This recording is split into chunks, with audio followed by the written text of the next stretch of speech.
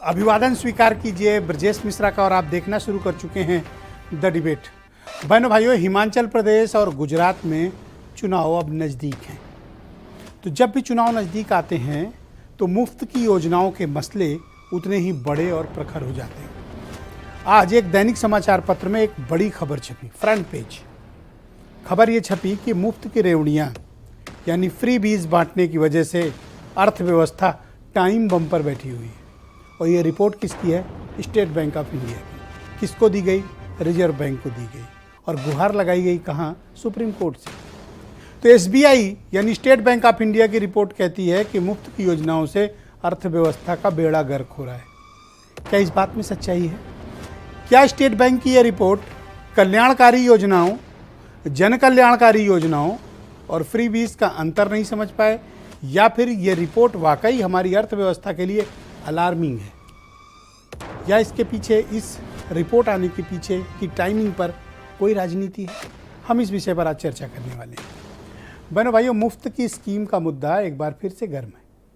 मुफ्त की स्कीम मतलब बिजली फ्री, पानी फ्री, पुरानी पेंशन, तमाम पुरानी योजनाओं की बहाली, डायरेक्ट बेनिफिट ट्रांसफ़र के नाम पर सीधे जनता को पैसा देना और तमाम आवास, शौचालय, पानी, बिजली, तमाम चीज़ें मुफ्त कर देना, रियायतें दे देना। इसको कहते हैं फ्री बीज। और इस समय देश की राजनीति पे फ्री बीज चमत्कार। वोट नहीं मिल रहे हो, फ्री बीज लाइए सरकार। मसला शुरू कहाँ हुआ? दिल्ली से। आग लगाई किसकी है? दिल्ली वालों की।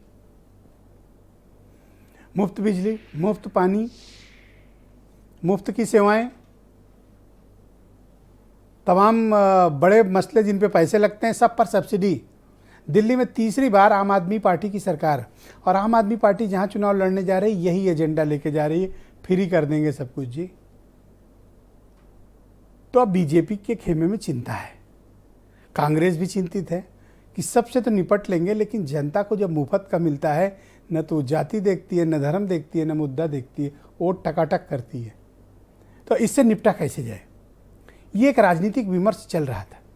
इसी बीच प्रधानमंत्री जी का एक स्टेटमेंट आता है कि फ्री की रेवड़ियाँ देश के लिए ठीक बात नहीं है। अब इसके बाद ये एक राजनीतिक मुद्दा बन गया, क्योंकि प्राइम मिनिस्टर का स्टेटमेंट आते ही ये मामला बहुत तूल पकड़ गया। अब गुजरात में चुनाव होने जा रहा है और केजरीवाल हर सभा में यही कह रहे हैं कि सरकार में आए सब फ्री, सब फ्री। और गुजरातियों को थोड़ा ये फ्री वाली बात पसंद भी आ रही है, जैसा रुझान हमको सोशल मीडिया और तमाम लोगों की प्रतिक्रियाओं से मिल रहा है। इसी बीच आज अमर उजाला अखबार में फ्रंट पेज पर स्टेट बैंक ऑफ इंडिया की एक रिपोर्ट छपी है। यह रिपोर्ट कहती है कि अर्थव्यवस्था में मुफ्त की रेवड़ियाँ मतलब टाइम बम।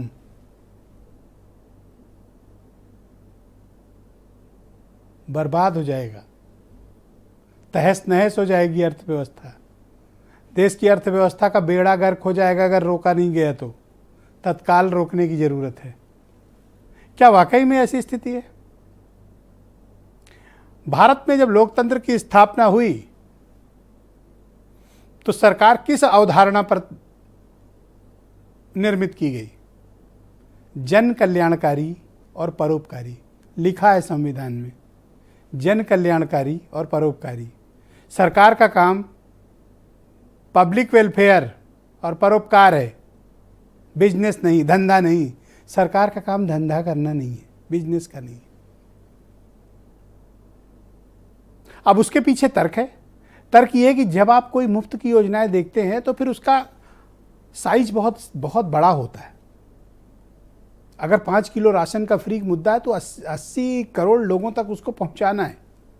फिर उसमें आप जाति धर्म नहीं देख सकते। जो बीपीएल की सूची की पात्रता में सबको मिलेगा। जब आप फ्री बिजली देने की बात करते हैं तो 200 यूनिट के नीचे जिसका है सबको फ्री। जब आप पानी की बात करते हैं तो 20,000 लीटर पानी के नीचे जिसका है सबका free. Laptop free, mobile free, bike free, जूते मोजे कपड़े फ्री, बस्ता फ्री, खाना फ्री। तो हर चीज की बहनों भाइयों कीमत जिंदगी में चुकानी पड़ती है।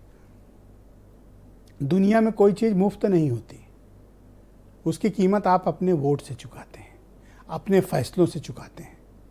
और अर्थव्यवस्था उसकी कीमत पैसों से चुकाती है।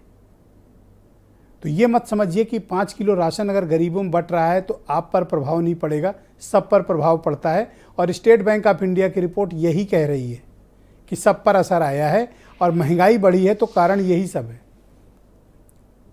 तो क्या वाकई में ये एक लाइलाज राजनीतिक मुद्दा हो गया है फ्रीबीज, या वाकई एक पार्टी ने अपनी इस पर मोनोपोली बना ली है, अपना यूएसपी बना लिया है और बाकी उसका पीछा कर रहे हैं, इसलिए स्टेट बैंक की रिपोर्ट आई है? क्या मुद्दा है? और क्या जनता को वाकई में मुफ्त की चीज़ें मिलनी चाहिए जिसकी वो हकदार है? कुछ राज्यों में इसे जन कल्याणकारी और परोपकारी कदम बताया गया, लेकिन कुछ राज्यों में इसको अर्थव्यवस्था के लिए घातक।